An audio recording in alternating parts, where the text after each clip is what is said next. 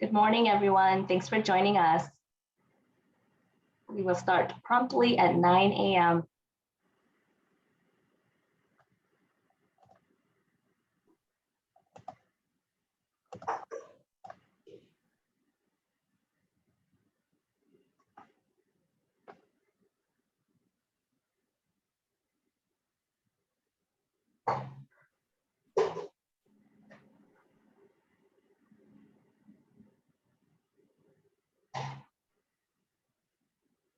All right, it is 9 o'clock. Good morning. Thanks for joining the Prenatal to 3 Policy Forum today.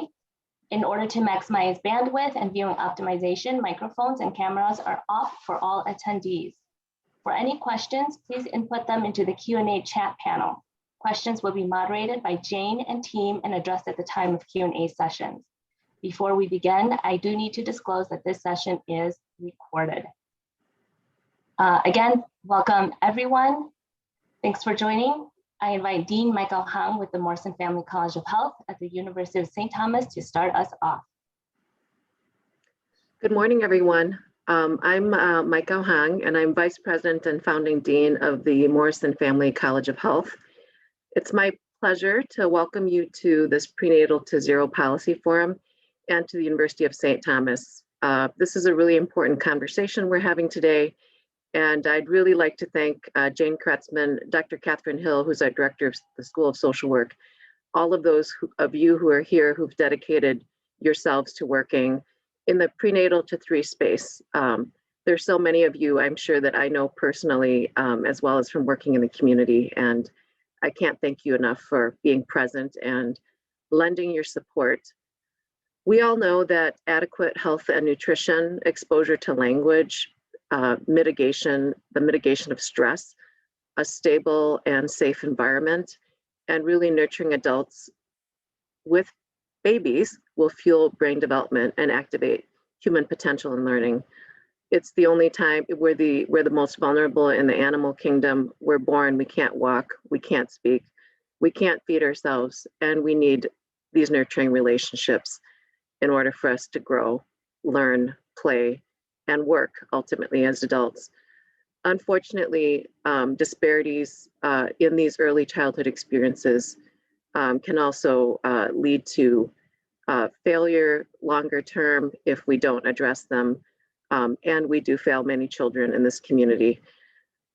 There's a lot that we can do. So for the past 18 months, I've also had the pleasure of working with the Itasca Project, a cross-sector alliance of Minneapolis and St. Paul area employers, on the first 1,000 Days initiative to really raise awareness about the critical impact of the first 1,000 days.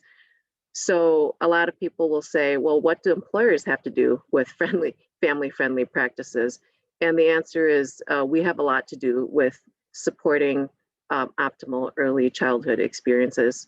So we released a report, which I understand has been shared with you, that the Itasca Project and the first 1,000 Days Task Force actually wrote, called The First 1,000 Days, Invest When It Matters Most.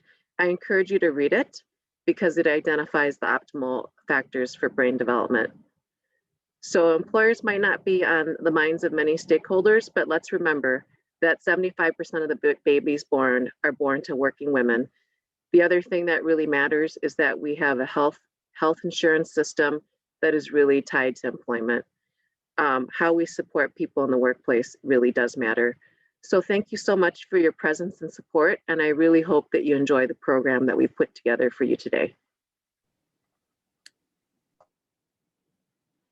Thank you, Dean Hang, on behalf of Elders for Infants and Representative Dave Pinto, and to the rest of our team at the University of St. Thomas. We are so grateful for all that you have done to support the forums.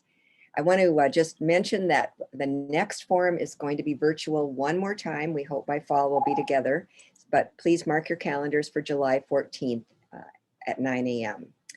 So to review, many of you have joined us before. You know that the Prenatal at 3 forums have 3 goals, and they are to establish a base of knowledge about child development, to share plans, and to build relationships. And today is no exception. We have a full morning planned with presenters who are working very hard these days and who have put extra effort into condensing volumes of experience, knowledge, and information into very brief presentations. So we just want to thank our presenters as well for their contributions today. So first up, Dr. Krishnan Subramanian will be speaking for the next 20 minutes regarding healthcare and developmental screenings. This is, of course, to help us build a common base of knowledge about primary care for prenatal to 3. At the end of Krish's talk, you'll use the Q&A function for questions, and we'll have about 10 minutes then. So I'm going to turn it over now to Dr. Krish. Thank you. Hey, thank you so much, Jane. Thanks for the opportunity. I would just want to acknowledge, it's a pivotal and trying time for our community, and for me, it's so good to be surrounded by and see this incredible community of folks who serve children. It's inspiring, and it gives me some hope. So I just want to thank you all for being here, and I want to in particular thank Elders for Infants. They've really become role models and friends of mine, and so just super grateful for the work you do. I was asked today, advance slide, please. Slide. And then advance one more. So I was asked today to speak concisely on the topic of screening, and really to detail some principles of health screening, and then to talk about what screening we do for children 0 to 3. And I'm going to look at it in a few different domains. One is physical, one is developmental, and one is mental health and emotional. And as I bring out these ideas, I think it's really valuable. I work in a silo, in a healthcare silo. Yet here represented today, we have folks from all across the prenatal to 3 system. So I think as we sort of think about this is baseline knowledge of what is done in healthcare, but how can we connect it with other systems, cross-sectional, to make our system even better? And I want to acknowledge too, I approach this with a great deal of humility. I mean, we have true experts in the forum today. And so I want to tip my hat to all those who have built the knowledge. Slide, please. 3 of the scariest words in healthcare. Slide, or healthcare screening. When something sort of awful happens, frequently people will, something awful or uncomfortable, they'll compare it to getting a colonoscopy, a mammogram, a prostate exam. Yes, today I am the not very proud representative of an industry that recommends these seemingly arcane procedures. Slide. However, there is value to them, and I'm here to represent some of that value, hopefully. They can have great benefit. We tend to screen for diseases and processes that are definitionally not symptomatic. So we're searching for them. Our goal is really early detection and then subsequent lifestyle change or treatment prior to a disease or a process getting bad, prior to being symptomatic. Now, I'll say screenings are not considered diagnostic, and usually they just identify those folks who may need further testing to identify a process. So usually this is the first step in a longer process of identifying either a challenge or a disease. Now I'll say one of the things is we hope to detect a disease or a process while minimizing the false positives. You don't want to scare a lot of folks. You don't want to get people very worried. So you don't want to have a lot of false positives. But I do emphasize there is no cost-free screening. That means whether we do it from the elderly to the baby, there's a cost associated with the test, with the time associated in families putting in that time, the poke or the prod we do on the little one. These are all consequential. And so I don't want to minimize that every screen has a cost associated with it. Slide, please. So we're going to go through now screening recommendations for 0 to 3. And yeah, you can advance slide next. That's great. So this crazy diagram is all that we're supposed to do in the pediatrics world. This is called the AAP periodicity table. And this is, if we're doing all those well-child checks and screens appropriately, these are the things that we should focus on. Now, for the art of concision today, I'm going to try to boil this down into 15 minutes. As we think about cross-sector collaboration, one of the things I want to put in your mind from whatever sector you come from is that we in healthcare are privileged in one respect, and that's we get to see families and kids early and often. You can see up at the top, I mean, you can't see, but if you trust me, there are, there's visits at the newborn stage, 2-week stage, 2-month, 4-month, 6-month. We see kids a lot. And so that is a real advantage. We get to know kids, see their change, and to see their progression. Now, when I think about summarizing this, when I talk to families, here's what I say. In a clinic visit, we're gonna approach and we're gonna try to look at how the baby is growing, how the child is developing. Are they doing the things that we would expect? We're gonna talk about some safety things, and we're gonna do a few procedures to make sure everything's going all right. So growth, development, and safety are really what we're considering. So that's how I summarize our agenda for families. If you don't mind advancing. Yep, and so this is, a lot of this is guided by our colleagues and friends over at Child and Teen Checkup at the state, and they help to give us guidance based on these periodicity tables and guidelines. This is what we should be doing at a particular well-child visit. Next slide, please. So it starts right at the newborn point, period. So as many of you know and maybe remember, we start right when the baby is born. We start with some pokes of blood at 24 hours of life. And the first thing we do is we check for newborn blood screening. And that identifies a series of really rare, you can see the listing over here of many of them, but really rare diseases and processes that, if identified early in life, we can prevent many of the consequences or stop altogether or change and treat. And so these are things like homocystinuria, maple syrup urine disease, like very, very rare. And then some more common, sickle cell disease and thalassemia trait or spina bifida. So these are some things that we can check for. And so that's what we do at 24 hours of life. Advanced. And the other things we do in the hospital right at newborn stage is we do the newborn hearing screen. The newborn hearing screen identifies either through brainstem stimulation or measurement of echo. It identifies whether a child can hear, and that is imperative. Because if we're going to support communication skills, language skills, all the things that Dean Hong spoke about in terms of our communication with children, we need them to be able to hear and or to support that hearing in the best way we can. And so we do that very early. Advance, please. Thank you. Another thing we do in the first 24 hours or at 24 hours is a pulse ox screening. So we can check for some rare congenital heart diseases by putting a little pulse ox sticker on an upper limb as well as a lower limb and seeing if there's a disparity and identifying some of those rare congenital heart diseases very early on in life. Advance, please.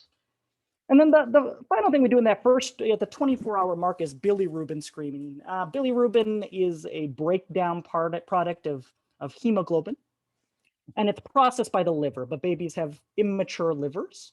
And we just don't want the bilirubin level to get so high. If it gets really high, it can cause really bad consequences for the brain. And we see that, unfortunately, still in many parts of the world. However, here in the United States, because of our bilirubin screening process, it is extremely rare. We can advance slides. The famous growth chart. So as I said, we check growth, we check development, and we check safety. So let's talk about growth. This is that famous growth chart, and at every visit in a 0 to 3-year-old, we check head circumference, we check weight, and we check length. And basically, I empower all parents, and I tell all parents or families, please look at this graph every time for your baby. see where they are. If they start to deviate off the curve, if they start to go up too fast, down too fast, if they're not following their curve, talk to your physician or your provider about why that might be.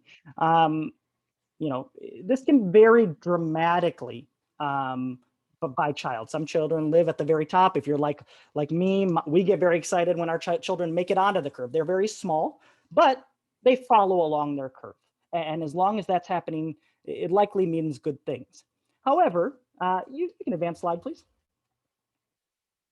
Sometimes you get scary situations. This is you can see a growth curve here. This was a baby who was seen at 4 months and then not seen again till 2 something. And you can see how dramatically the growth had fallen off. If we talk about this child's development, it had regressed or it had not advanced in the ways that it should have. And it showed that something was going wrong at home, and indeed something was going wrong at home. With intervention, you can see that the baby did begin to grow again and gain weight. But this is why we have visits, not just at 4 months, but we have them at 6 months, 9 months, 12 months, because you don't want to wait a couple years to catch something like this. You want to intervene as quickly as possible. Advanced slide, please. Couple other things we do in sort of the growth and physical domain. We check blood pressures, and just an interesting note is blood pressure is unlike for most of us adults where 120/80 is our standard blood pressure. Blood pressure in kids is scaled off your age as well as your height, and so you can see that chart.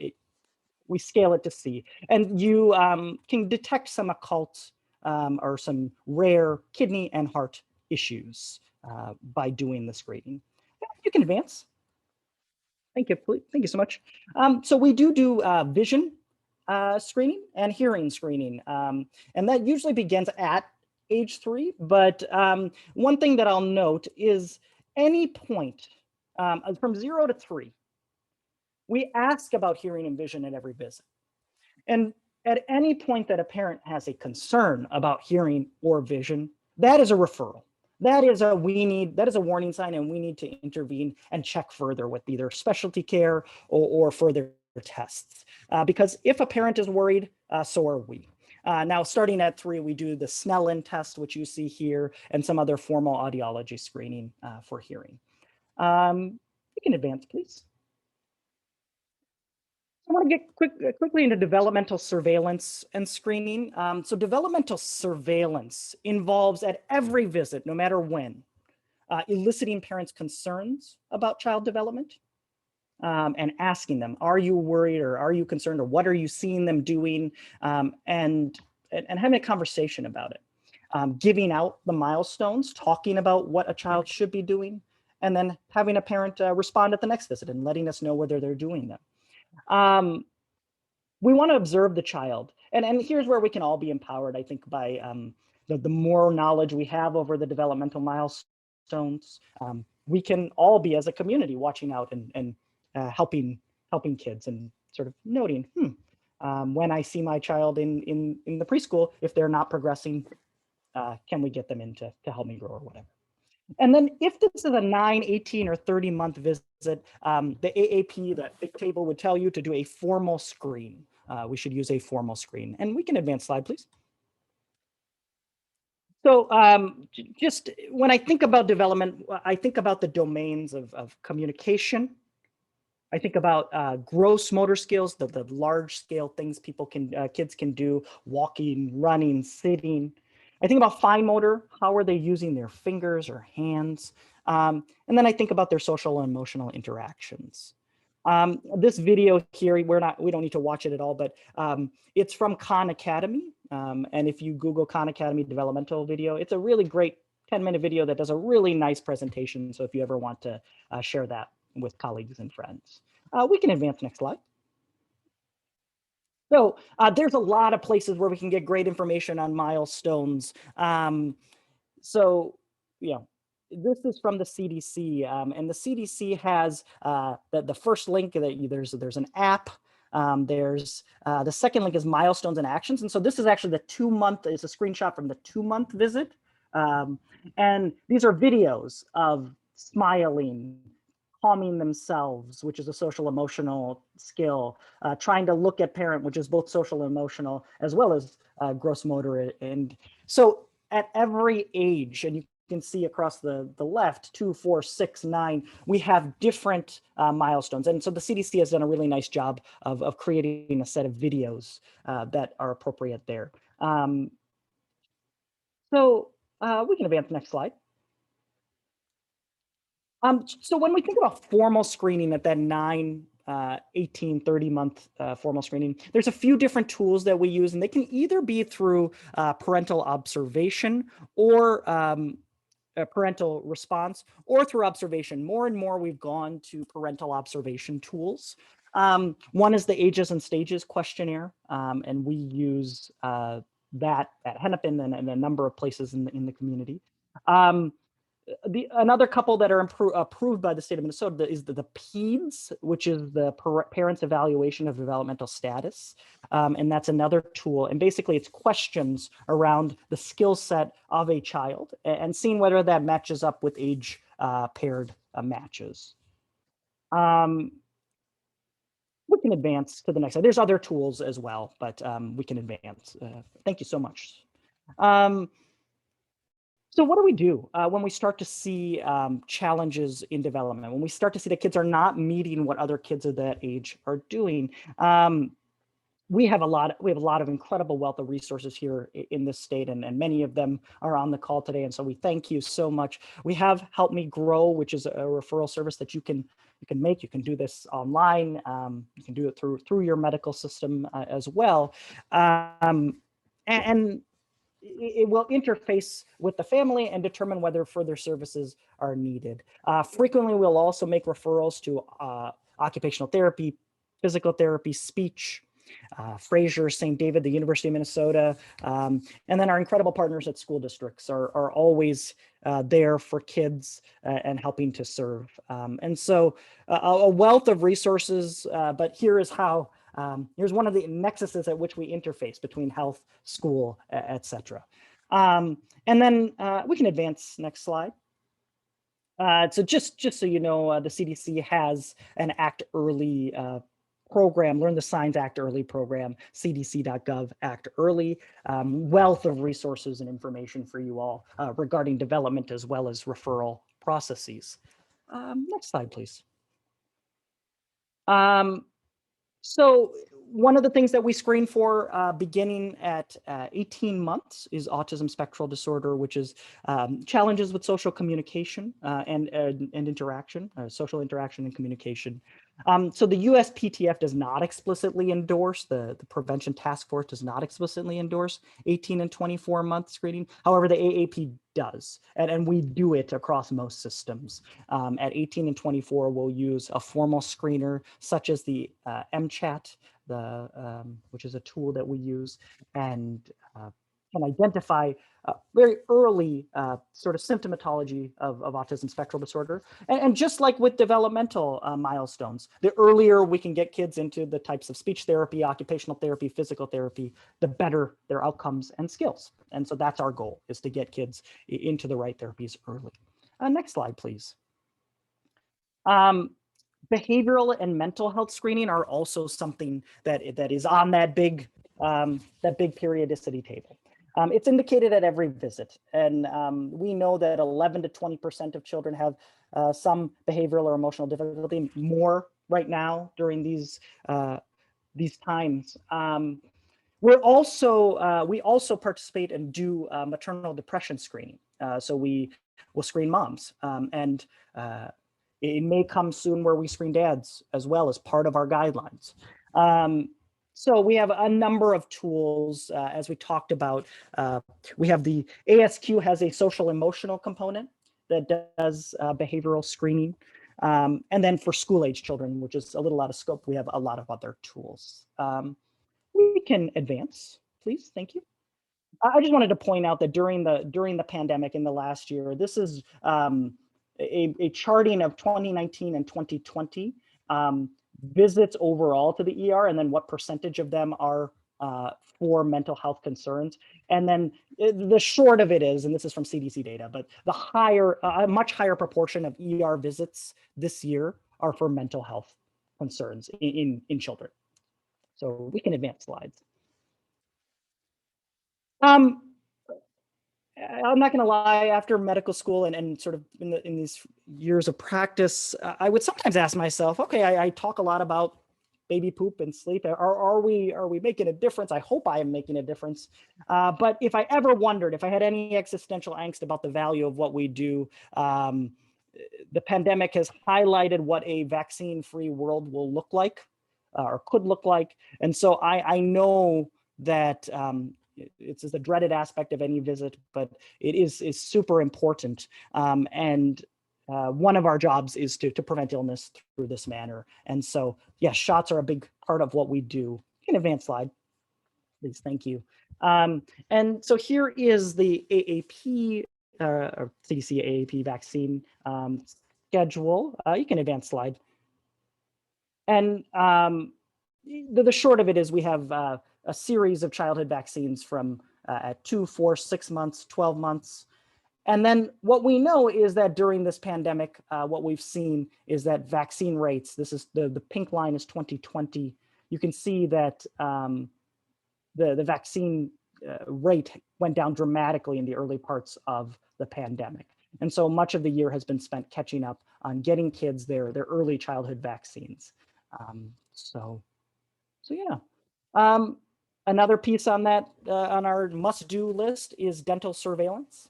And we should be talking about dental surveillance and are you brushing from the moment a tooth comes out. Less than 2 years, we're doing a small smear of fluoridated toothpaste. Between 2 and 5, we're doing a small amount, a pea-size amount, and then greater than that. But we are asking about dental practices and helping to prevent cavities, as we know they can contribute to poor health.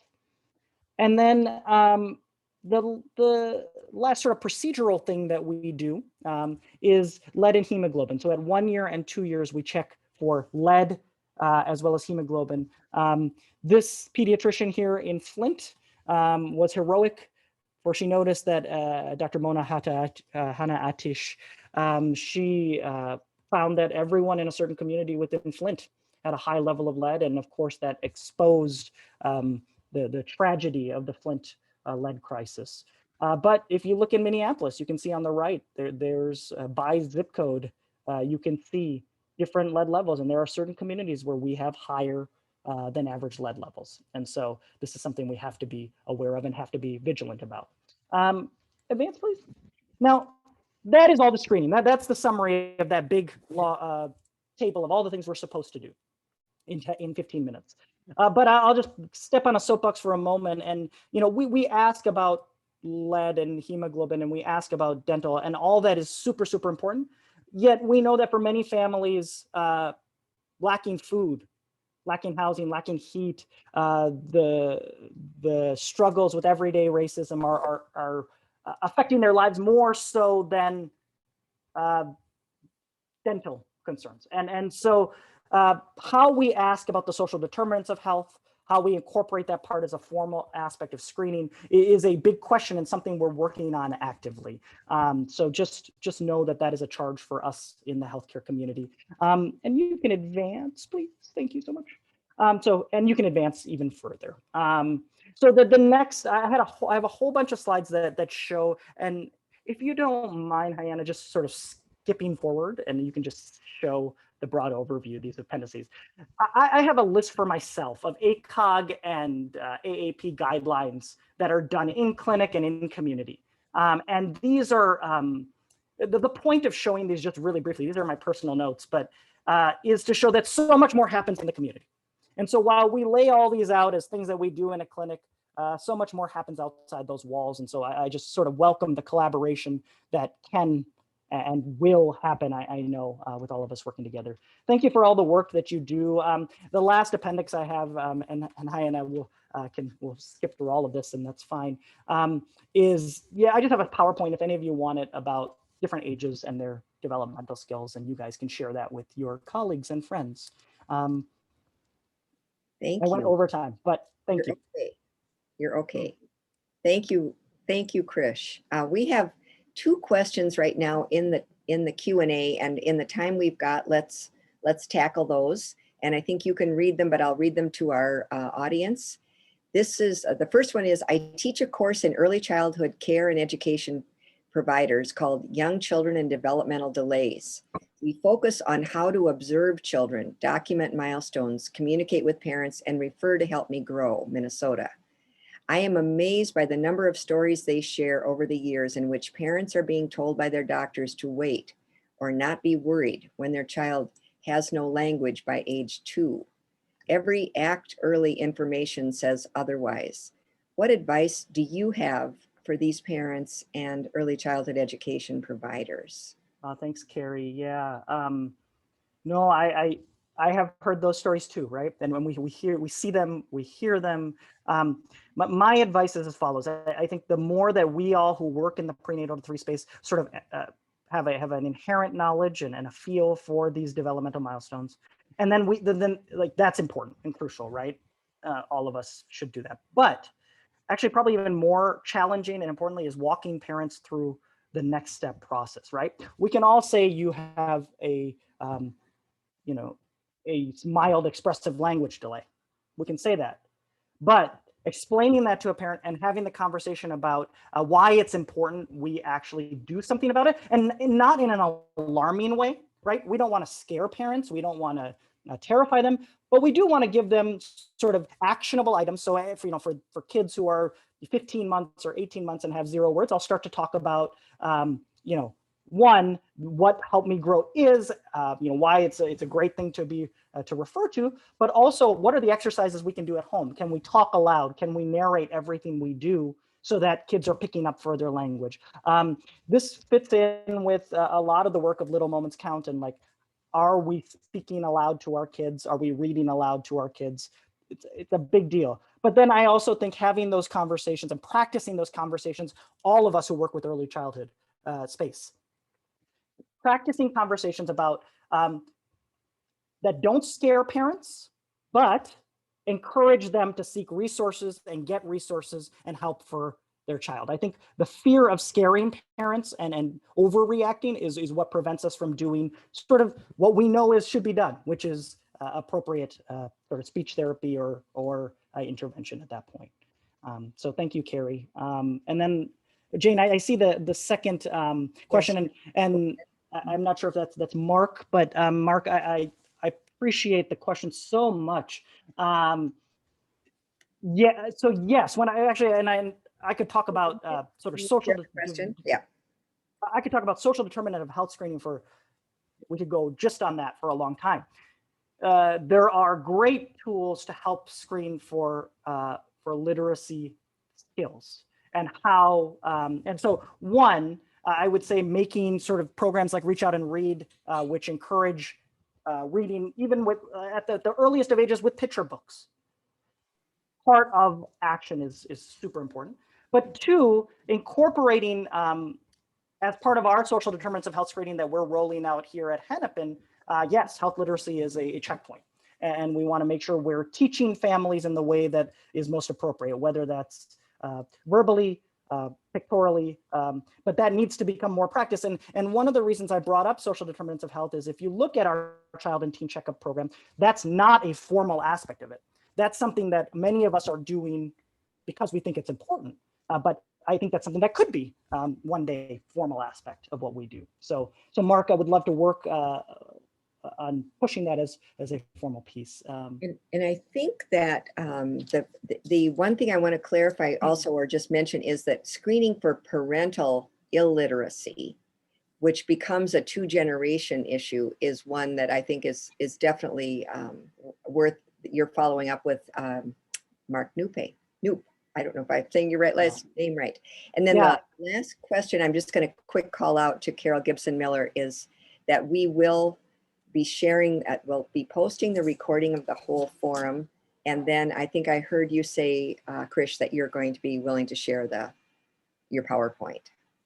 Yeah, I'm happy to share anything I have always. So feel free to reach out to elders or me. And then, yeah, Jennifer, thank you so much. Jennifer's a big champion around Act Early program, and she sent a tracker app. That's the app. It's awesome. I encourage everyone to get the app.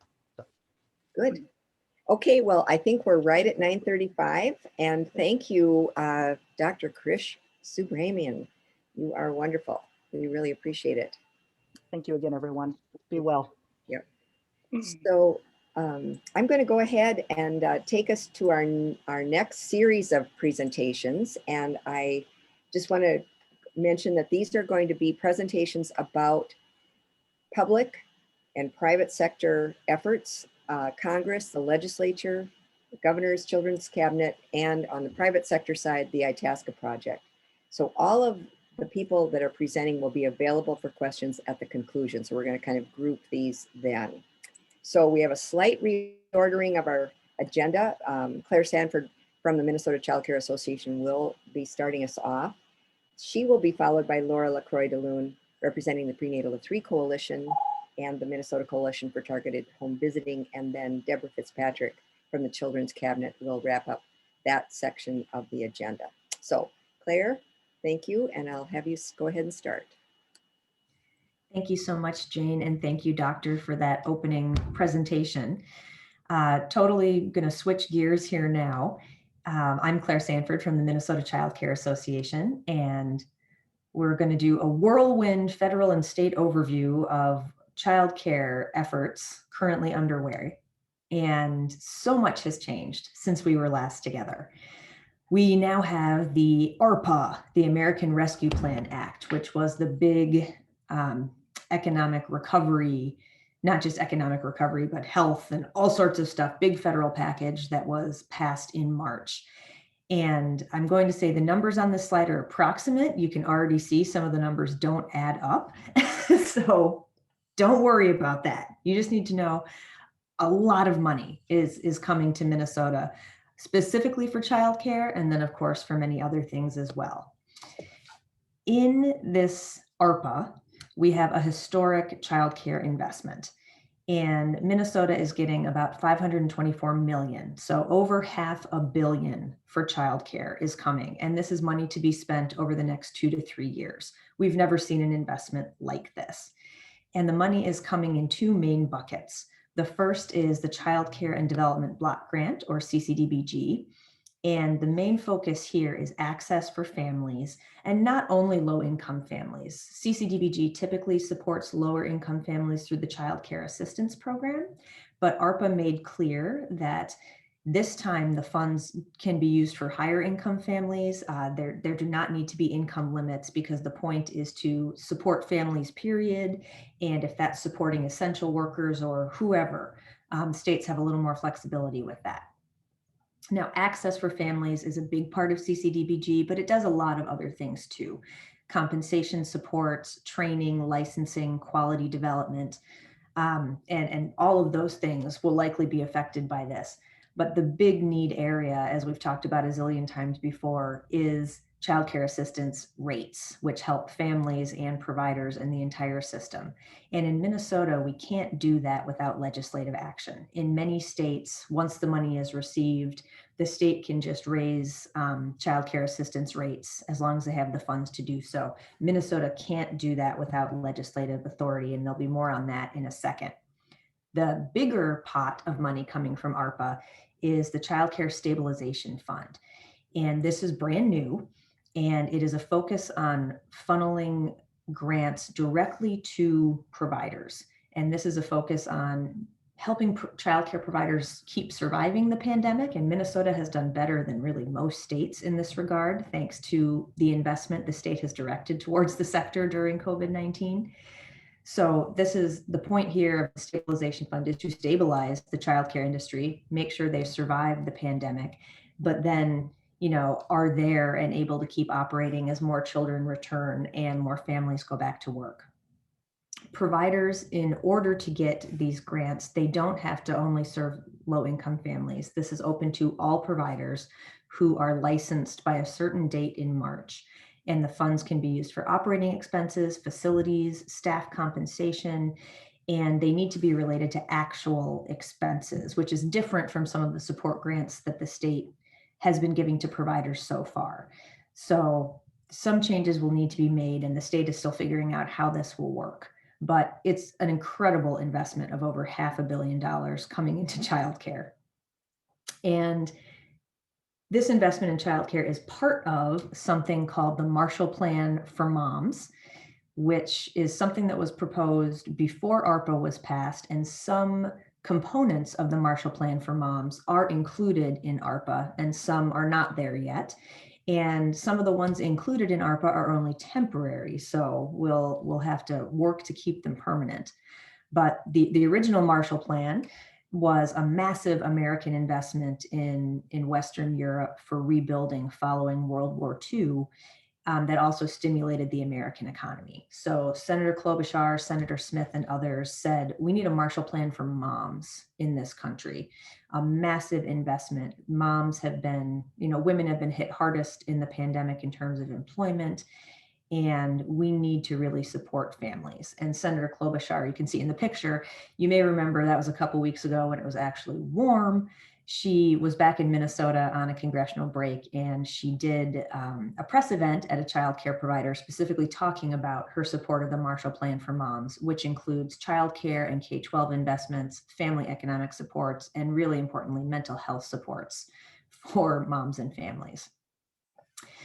So before I move on, there are other things in the ARPA that help families. I kind of focused on the child care specific, but there are a lot of family economic supports, child care tax credit, child dependent care tax credit, many other things that were included that will be touched on later. But it's huge, which is good. And it's followed up by another huge proposal, the new Biden infrastructure plan.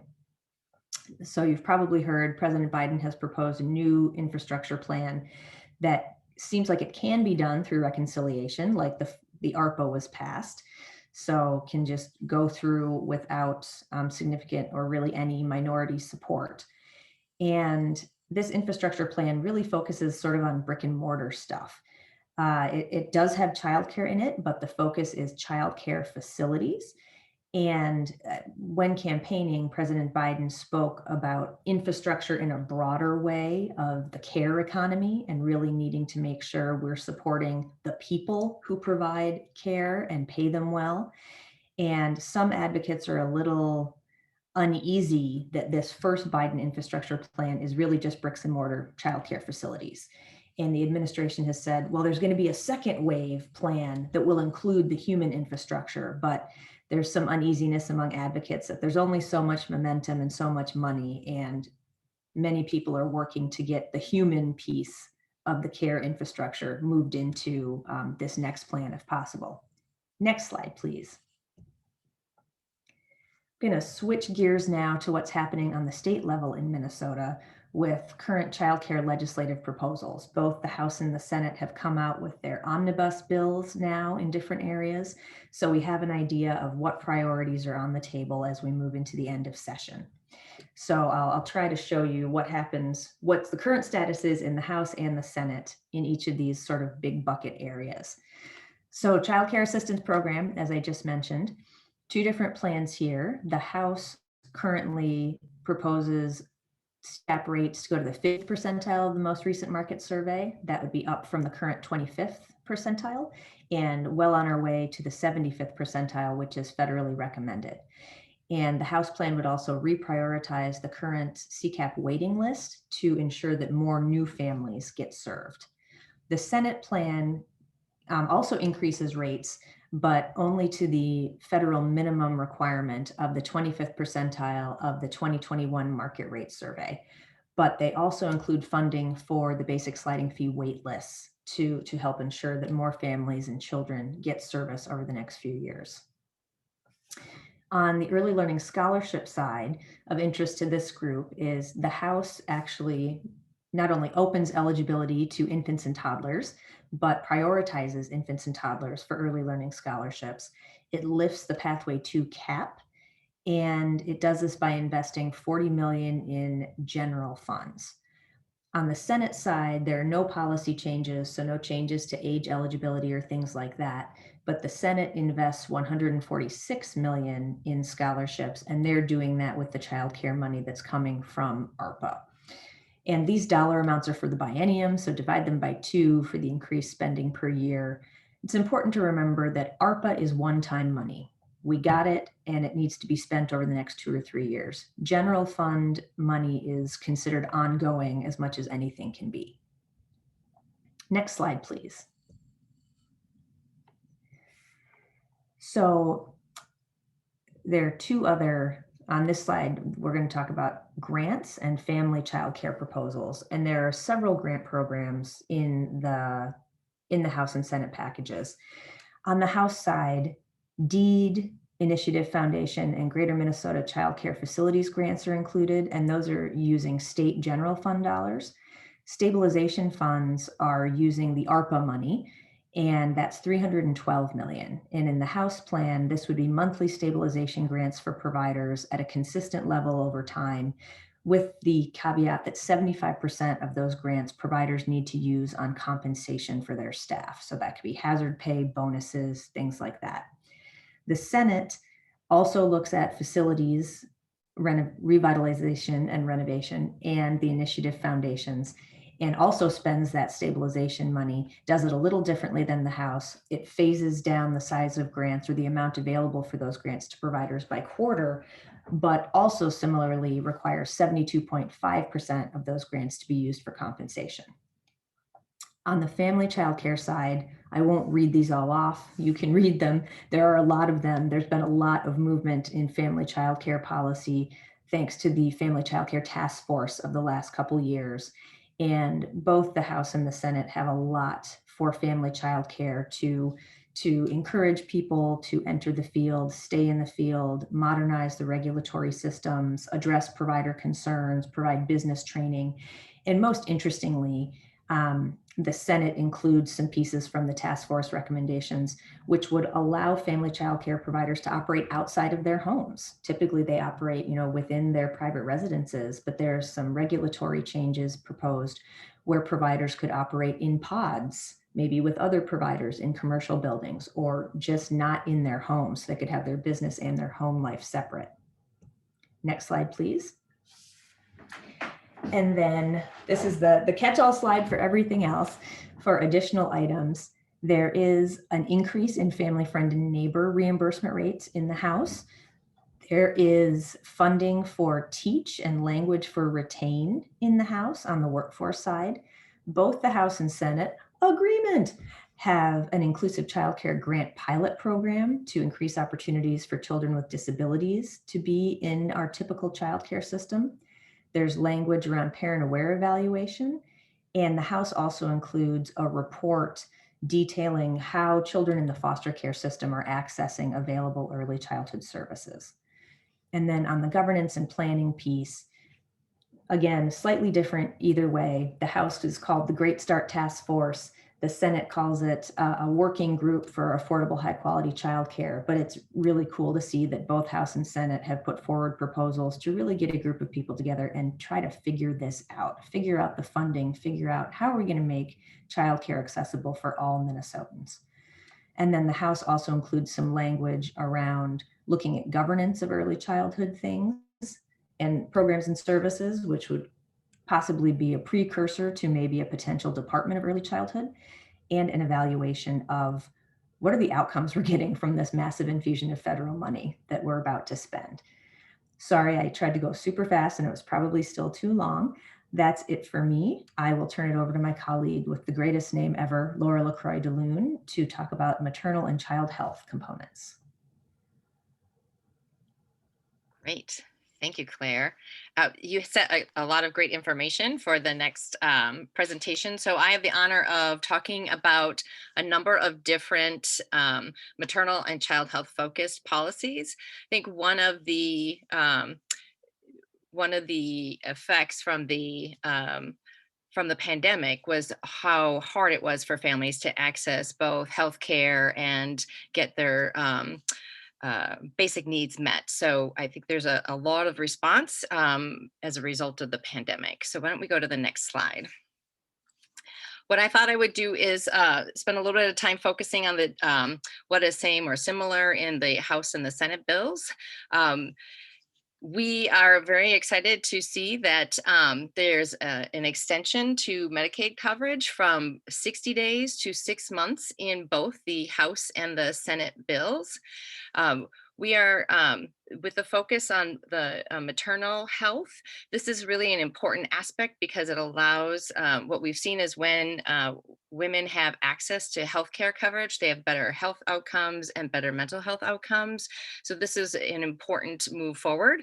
This is also something that came forward in the ARPA bill that Claire had talked about. So the federal government has allowed states to extend Medicaid coverage from 60 days to 12 months without changing their state Medicaid plan.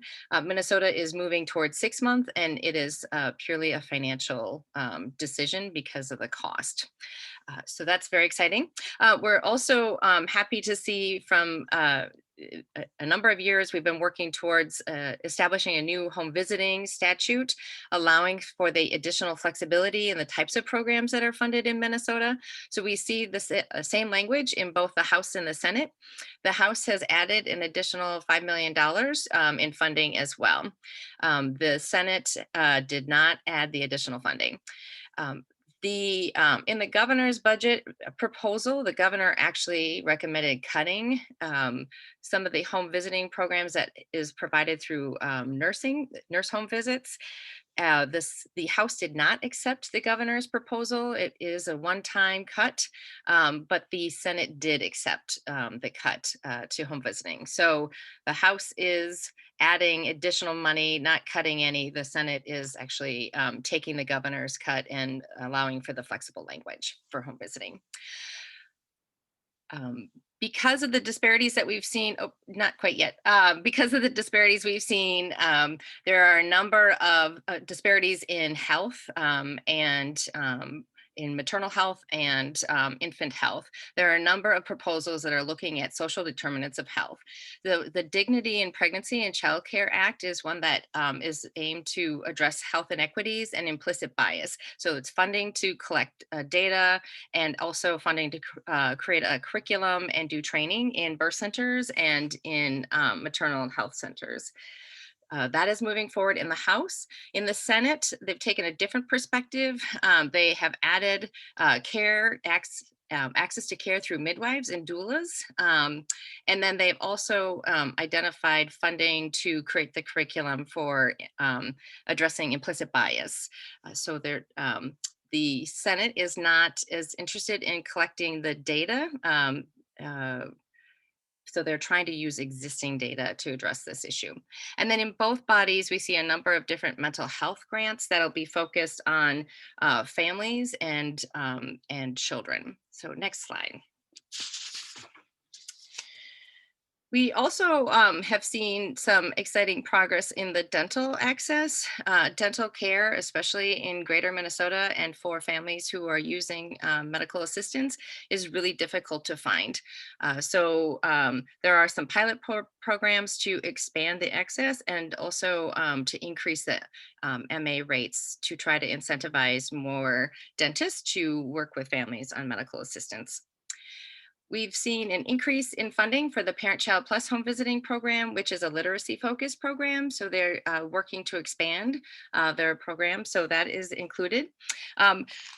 There's a new program. I want to talk about the Healthy Start Act, which is exciting to see. It actually came out of the Department of Corrections. So for women who are justice involved, specifically at the state level, not county jails, but if you're in the state prison system, they are moving forward language that allows pregnant and postpartum women up to 12 months postpartum to be moved into an alternative community setting where they can actually take time to bond with their child and establish breastfeeding in that time.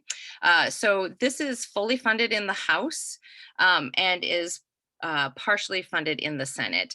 There is true bipartisan support for this opportunity. Currently, women who give birth to their child while they are in jail are in prison are removed within 48 to 72 hours.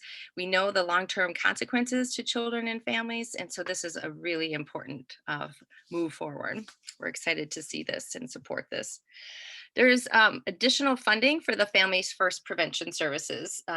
This is a child abuse prevention work that we're doing in Minnesota. We're establishing the statute. So prior to this this year, there was planning money for the State Department of Human Services. They've been working with a lot of community partners. They're now establishing the statute and putting some resources behind this. So if a family is being screened out of child protection, they would have access to a number of different prevention services to help stay connected to their children and keep children out of the out of home placement as much as possible.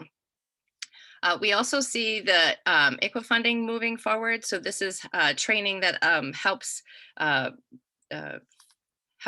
providers understand how to work with children who are affiliated with a tribe and provides training for that. And then I added the substance and opioid treatment funding and into this because this is a really important piece. We see opioids is still a huge issue in this state and this country, and I know the pandemic has masked the prevalence of this, but we need to get a handle on this and need to support families. So this is a really important piece. If I can just add one more item around this, for women who are pregnant and actively seeking treatment, we have changed statute, or there's policy now moving forward this year to help keep people in treatment and not report them. Next slide. I'm going to move really quickly because I know we're running out of time. Oh, that wrong direction. So I think because we're running out of time, I just want to highlight two really quick things. Next slide. Is the Integrated Care for High-Risk Pregnancies is an important program that's focused on health disparities and looking at the inequities. It's in the House along with the African American Babies Coalition funding. Those are both House positions not included in the Senate. The Senate has some really exciting provisions that would help provide additional pregnancy and breastfeeding supports to mothers, and then adding a new, the CMV to the newborn screening. So I won't go into detail because we're out of time. I do want to highlight, we've added a document into the chat box. Take a look at it. It helps give you a big, broad overview of what happened in the ARPA impacting children and families 0 to 3. I'm just going to highlight two of these things here. You can read the rest on your own because I need to move along. This is, we have more women in the legislature than ever before. We have 72 out of the 231 seats, so that's 31%. We have seen a number of bills this year moving forward to try to address the health needs and wellness of families, and we think this is directly impacted to moms being in the legislature. So representation matters, and so excited to see these things moving forward. I'm going to go ahead and turn it over to Deb. Sorry, I feel like I've rushed through this, but I want to make sure she has an opportunity to talk about all these other great updates for families. Hi, everyone. Thanks for the opportunity. I'm going to be super brief because I think we're already past our time here, but I wanted to spend just a few minutes, next slide, please, talking about some of the efforts to increase economic stability for children and families at the federal, state, and local level. We know that even small increases in income, especially in those early years, can improve academic health and economic outcomes. We know that over almost half of households have experienced income decreases since COVID, and even before that. Too many Minnesota children were subject to the instability of low-wage work and deep poverty. And we know that these public programs and safety nets have been really critically important before, during, and after COVID. Next slide, please. So I wanted to talk just a minute about some efforts to strengthen the Minnesota Family Investment Program. This is our quote unquote welfare program in the state of Minnesota, but I think it's important to acknowledge that this really is a program that supports children. 7 in 10 or 64,000 Recipients of this program every year are children, almost half of them under the age of 6, a significant portion of them in deep poverty. So there are some really important provisions in the House Omnibus Health and Human Services Bill, as well as the governor's budget, to streamline, make that program work better for families. Right now, families have to submit an 8-page application every single month in order to stay active. We're the only state in the country that does that. We also included in these proposals is a cost of living increase to cash supports and a one-time COVID relief payment. For those of you who don't know, in the absence of a paid family and medical leave program, this program is our de facto maternity leave program for low-income Minnesotans. So I think this is a really important program for all of us to support. Next slide, please. Sort of leads us into the paid family and medical leave space. I just wanted to note that this is progressing in the Minnesota House. It's included in the House Omnibus Workforce and Labor Bill and in the governor's budget. So will be part of the final negotiations. And I know we did an in-depth on this policy in a previous forum, so I won't go into more detail here, but I think this is one of the most important proposals we could do to address health and economic disparities for the state. Next slide, please.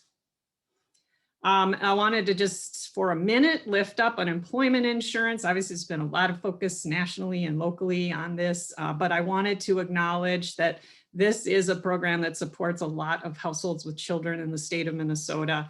And there are some efforts in the House Omnibus Workforce and Labor Bill, as well as the governor's budget, to improve access to this critical support for families with children. Next slide, please. Finally, I just think I wanted to highlight that there's been some really significant, exciting new ways of thinking about supporting families at both the local and national level, as Claire mentioned. At the local level, I wanted to call out that there have been some really innovative approaches to using the federal funds that have been made available through the CARES Act and the 3 subsequent now ARPA funds. And I wanted to specifically call out St. Paul's Universal Basic Income pilot using CARES Act funding. So, a couple $2 billion are going to be flowing into local units of government. And I think there are a lot of interesting ways that those funds might be used to support children and families, particularly prenatal to 3. And then just growing bipartisan support for something akin to a child allowance. This is a big breakthrough. This is temporary now for a year, but it will allow for monthly distribution of an expanded tax credit, which is just huge for low-income families that cannot wait until the end of the year to receive that kind of support. And so there is a growing momentum for a permanent solution, and it will be important to partner with all of you on implementing the current proposal to make sure families understand that they have this option. So I'll stop there and we can move on to the next presenter. Sorry that our group went over. I thank you to your group, because it's a wealth of information and a lot to cover. So Herculean task, and well done. So with that, we're going to call on Stephanie Hoganson, who is with the Minnesota Children's Cabinet, and we're delighted she also has a lot to share. So thanks, and I'll take my leave and let Stephanie take over. Good morning, everyone. This is Stephanie Hoganson. I'm the Policy Director with the Governor's Children's Cabinet, and I'll be giving a brief update on the Preschool Development Grant, which I know folks who attend this forum frequently and are active in other spaces know a lot about, but lots of good updates on progress with the grant goals. And then I'll do a quick update on some activities related to the Children's Cabinet and prenatal to 3. So on the next slide, you can go to the next slide. Quick preschool development grant updates. Reminder for folks, the Preschool Development Grant, or PDG, is a cross-agency effort to align early childhood education and care systems across the state. We had a planning grant in the state that was completed throughout 2019, and implementation began in 2020, and the grant ends December 31st, 2022. So a few updates on the grant goals and activities. Help Me Connect, which is an online services and resource navigator, will launch in late May 2021. Local community resource hubs, which I'll talk about in a moment, that were recently announced, will be a key in testing that service. We are also continuing to expand on trauma-informed infant and early childhood mental health, and we're working on a toolkit for multi-sector providers, building resources that are especially designed for families affected by incarceration, training and consultation for family, friend, and neighbor care providers, and training and consultation for community resource hub navigators. And then we've also made progress through a legal agreement between the 3 departments that lead on the grant in partnership with the Children's Cabinet, so the Departments of Education, Health, and Human Services. And the goal of this legal agreement is to make it easier to coordinate services and access to programs and support for families. And we're currently making additional efforts to analyze policy and practice barriers for coordination support, as well as a common application process and additional technology solutions, and then kind of implementation use cases for the agreement itself. And we actually, the Children's Cabinet will be the host for this position, but, and I'll talk a little bit more about the goals of the position on a later slide, but we've hired someone who will start in June through the Preschool Development Grant, who will be housed within the Children's Cabinet staff to lead a process to determine an overall state strategy for supporting the early care and education business model, including the workforce. And then, as I mentioned, the community resource hubs will begin their work in March 2021. And there's more on that in the next slide. You can go to the next slide. The graph here shows where the hubs are located across the state. Some have multiple locations. So 10 community resource hubs have been awarded, with additional locations that'll be announced later this spring. In addition to these hubs, many have their own partnerships with organizations or partner sites. And currently there are over 30 partners that include an array of services and supports in healthcare, schools, tribal nations, nonprofits, local public health, counties, cities, libraries, etc. And a full list will be available online later this spring. And one of the key roles of the hubs will be to test Help Me Connect. And then they'll also be using Children's Defense Fund's Minnesota's Bridge to Benefits as both screening and navigation tools. So the information we learn from the families served by these hubs, we hope will be immensely valuable as we continue to kind of refine these tools and supports for later use. And then hubs will also have their own communities of practice in areas of intake and screening, building partnerships, community engagement and feedback loops, and barrier deconstruction. And then if you have any questions about the hubs or want more information, there is a webpage on the PDG website regarding the hubs, and you can contact Heather Reynolds, who's the PDG staff she's housed at DHS that works closely with the hubs. So that's the PDG update. If you want to go to the next slide. I wanted to give some brief updates. As most folks likely know, the Children's Cabinet, well, Erin Bailey is currently out on parental leave, but Jenny Moses co-leads our education and childcare COVID response work group during Erin's leave with now Commissioner Heather Mueller of the Department of Education. And the goal of that group is to support the K-12 and childcare systems in our emergency response. And so a quick update on vaccinations. Nearly 70% of the education and childcare workforce have received a vaccine. We were one of the first states to prioritize that workforce, even before the Biden administration called on the prioritization of them. And that has allowed us to get to this point very quickly. And then we're also working with state agencies and community partners on outreach and coordination to reach people eligible under kind of this quote other care of children category that does include family, friend, and neighbor care providers, youth workers, foster parents, and the child welfare workforce. So I know we've collaborated likely with some of folks that are listening now, and if you have any questions about how those folks can access the vaccine and doing outreach to them, feel free to always reach out.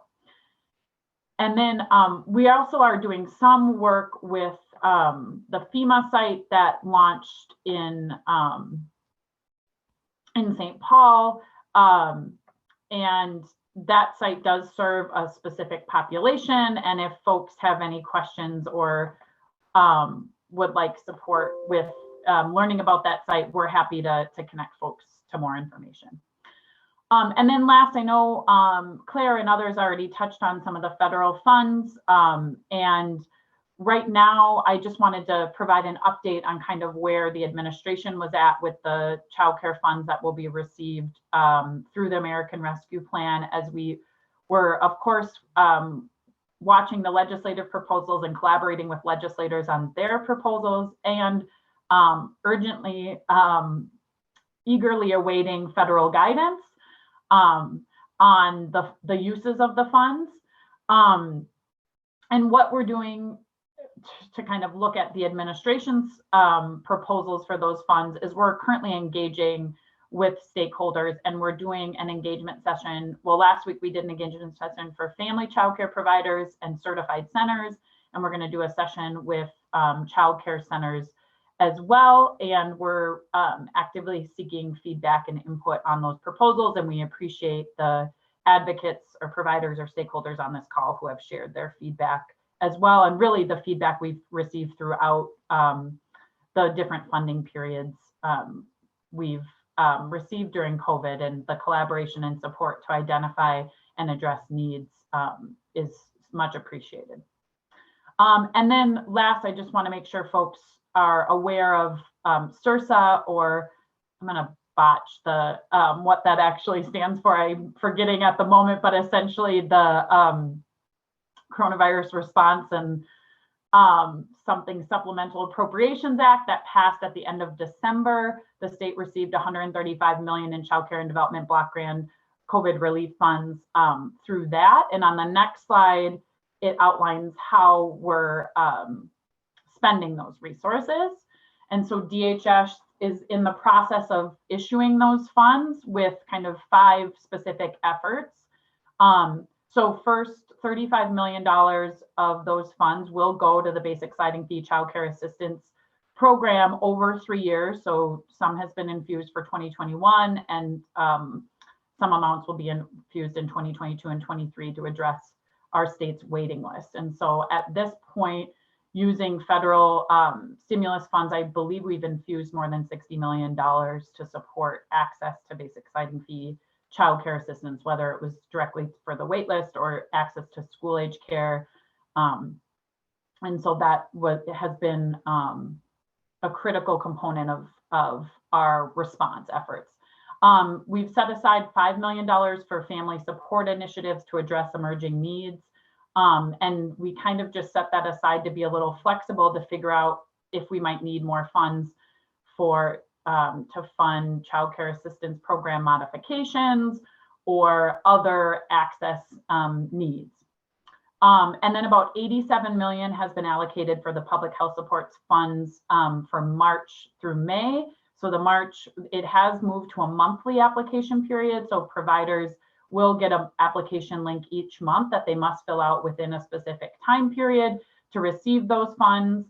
The payments from March, the application period for March closed, and about 8,300 providers accepted those payments. And the payment amounts are the same as they have been in previous rounds for March. So $8,500 for centers, $1,200 for family child care providers, and $3,000 for certified centers.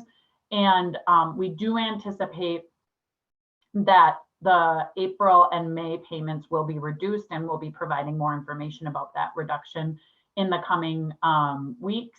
And just to clarify, I understand we're getting $535 million, and those payments being reduced has sparked a lot of questions, but we haven't received, actually we haven't even received the exact award letter or amount we will receive for the American Rescue Plan. We haven't received guidance, and we haven't received the funds themselves.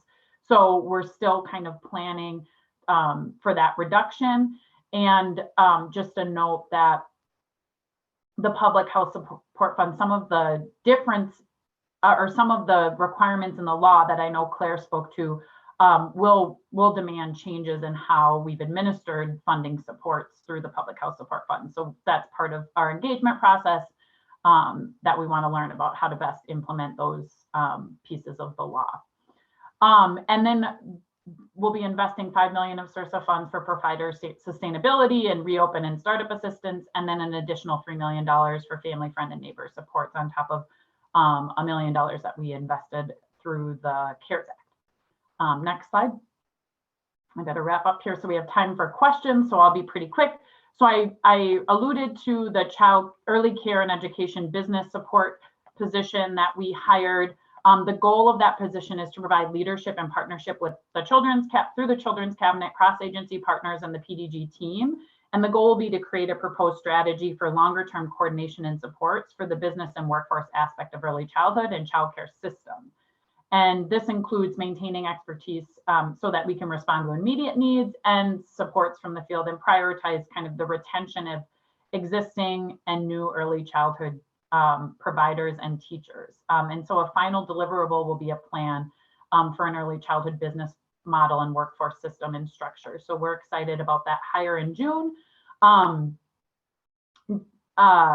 DHS also announced some plans to use existing federal child care development block grant funds, not from stimulus, to expand their capacity and address some of our childcare supply needs with initiatives to assess needs through an ongoing childcare supply gap analysis, support for local community engagement and planning, and provide business supports for childcare providers, including financial payments, grants, loans, and TA, and then local level hands-on support to retain, recruit, and refer new and existing providers to resources. And this includes some additional, I believe it's 4 DHS employees and funding for a website for to kind of create a one-stop shop to support childcare businesses that are wanting to come online. And then our Healthy Beginnings Action Team, which works on the administration's goal to end preventable infant and maternal deaths,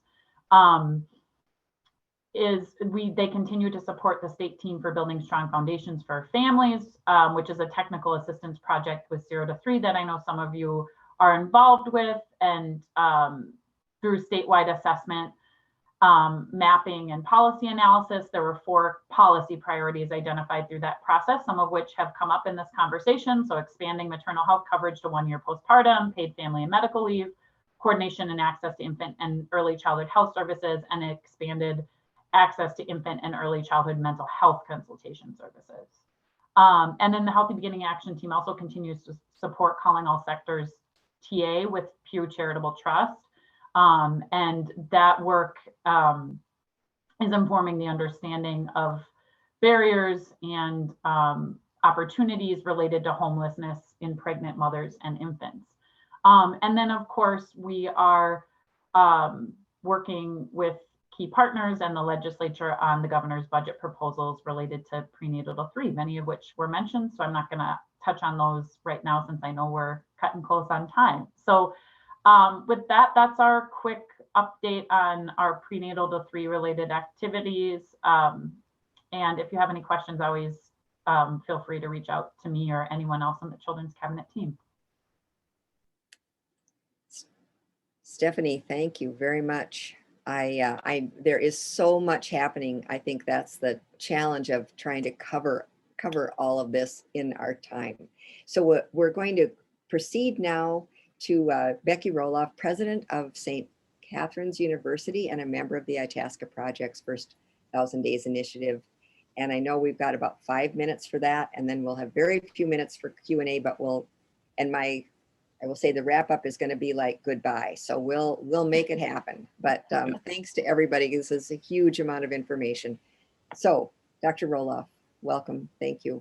Thank you, Jane. I appreciate it. I'm going to go through this rather quickly. And next slide, please.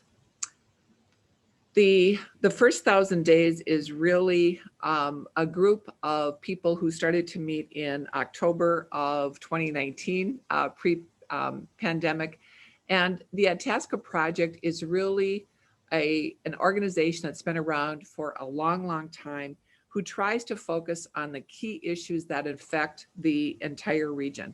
And so the first 1,000 days of life was the current project that they felt was really key to the success of the entire region around the Twin Cities, but for that matter, all the state of Minnesota, which you have all heard this morning. We released the report last month, which has been worked on for over a year. And so many previous speakers spoke to the need, so I don't need to do that. But there were three objectives of that report. One is to share the stories of the good things that are happening, and you know better than most what those are. The second one was to support the advocacy, and whoever thought that there was a silver lining to COVID, but the infusion of funds gives a real fighting chance, I think, to early childhood in Minnesota. And the third one was really an employer focus, because the core of the Itasca Project are really the CEOs in the for-profit sector, along with nonprofit leaders in the area. Next slide, please. I won't go through this. You had a wonderful interpretation of this by the good pediatrician who spoke earlier. And we know the headline of this one, which is in the first 80% of all the brain development happens in those first 1,000 days of life. Next slide, please.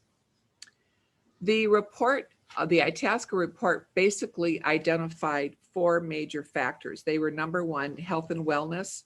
This is where we can intervene in health and wellness, and you can read what that means to this group, and you had that explained very well by many other speakers. The second one was knowledge and skills, and you see that below in the yellow. The third one was community resources and support.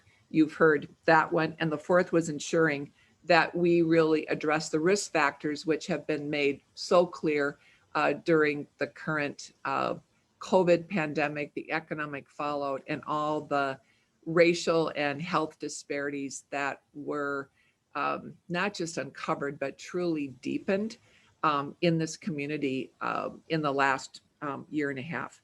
Next slide, please.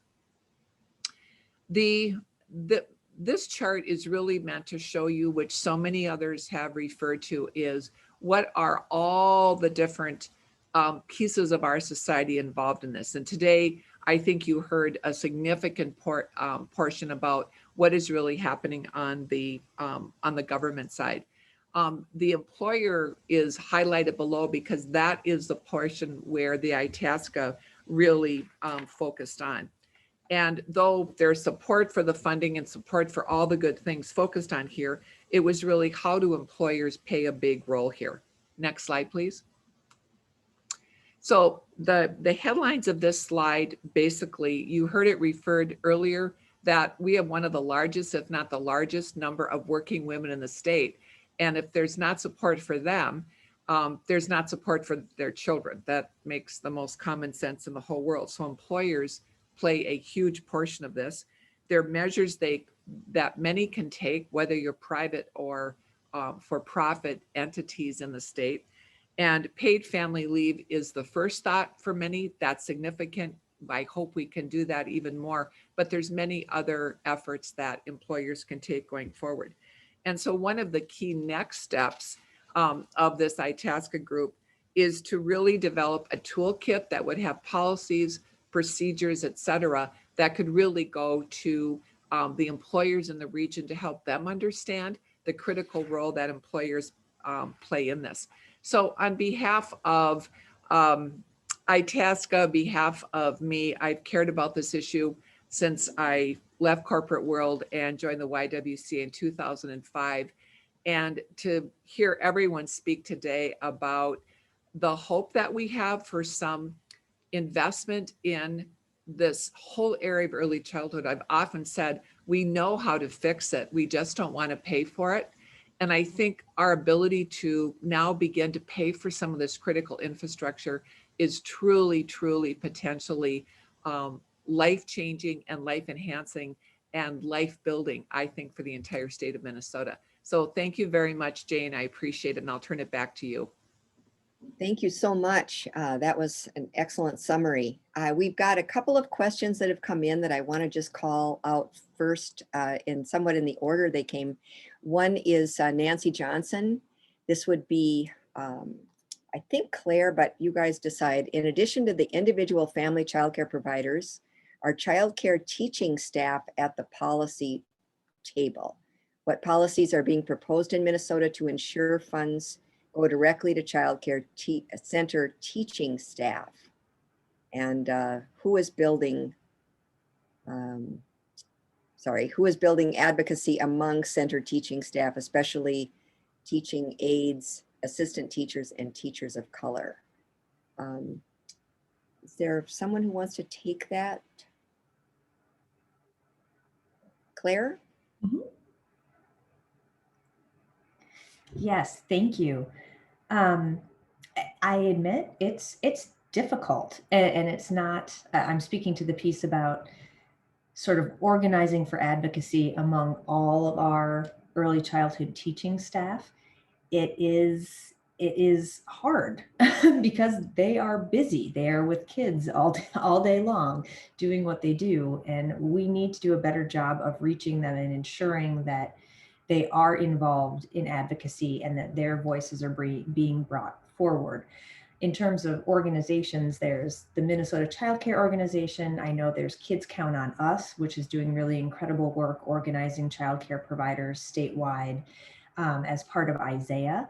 I don't know how much of the Kids Count on Us work is teaching staff versus, you know, directors or kind of the administrative level, but there are some efforts underway, and I know that many providers do at least try to open advocacy opportunities to all teaching staff in the form of you know, things like the Care Fellowship and encouraging them to apply, or working on, you know, contact your legislator things or meetings with legislators. Advocacy for Children Day is something that providers try to get their staff out to as much as possible, but more needs to be done because those are the direct voices we need to hear, and they're often the voices that we're not representing as much as we should. And to answer the part of the question about ensuring that money goes to teaching staff, I think that is what both the House and the Senate were trying to do with these stabilization grants in their proposals, where they said roughly 75%, it's a little different between the two, but roughly 75% of the grants providers receive in the current language would require that went directly to compensation. And it also needs to be, per federal law, related to providers' actual expenses. So they'll need to show how many staff do we have working, and what were we, you know, what are our financial needs? How are we distributing this money to the staff? So I know all the providers that I work with say they want this money to go directly to frontline staff. They deserve it. They need it. They have been heroic over the last year in the face of so much risk and uncertainty. So I'm confident that safeguards will be put into place to ensure that this is going directly to the frontline staff. And like I said, all the providers I talk to, that's where they want to put it. Thank you, Claire. And we've got 3 minutes left. I'm going to just put one quick question. This is not a quick question, but one I think that will be an ongoing discussion around paid family medical leave. And it's from Dr. Tom Scott, which is, will the Itasca project support paid family and medical leave for young families and children in Minnesota, given basically the corporations having a chance to perhaps step forward after this pandemic year? And you're probably not able to represent the whole Itasca project, but I think the question is worth asking. So. And Jane, you're throwing that to me? The Itasca group from its inception 20 years ago is not an advocacy group per se, but it strongly supports the increase in paid leave. And I think what it's trying to do through the report is saying on your benefits, and as you look at this, this is critically important to really consider in your benefit packages as you look at how you really are both an inclusive and productive work environment to really attract and retain the best people. In this case, you both men and women really benefit from parental leave. So I would say there's a very strong support for doing that. We know every corporation makes their own decisions, but I think to try to lay out the options, the criticalness of doing it, and the support for it, that was very clear in the ITASC report going forward. So I hope that as we're able to roll it out and really explain all the ways you can help and all the good work happening, that employers will link those together and will make those decisions for their own competitiveness and for the care and well-being of their workforce and the workforce of the future. Thank you, Jane. Thank you so much. That's very helpful. And I want to just thank everybody in our audience. We're going to have this recording posted very soon on the Prenatal to 3 website, p3minnesota.org. And I want to just wish everyone peace and blessings in these days ahead. And I want to thank you again for joining us and to look forward to seeing you and hearing the next phase of work on July 14th, when the session will be over and we will be back together again. So thank you, and thanks to all our presenters.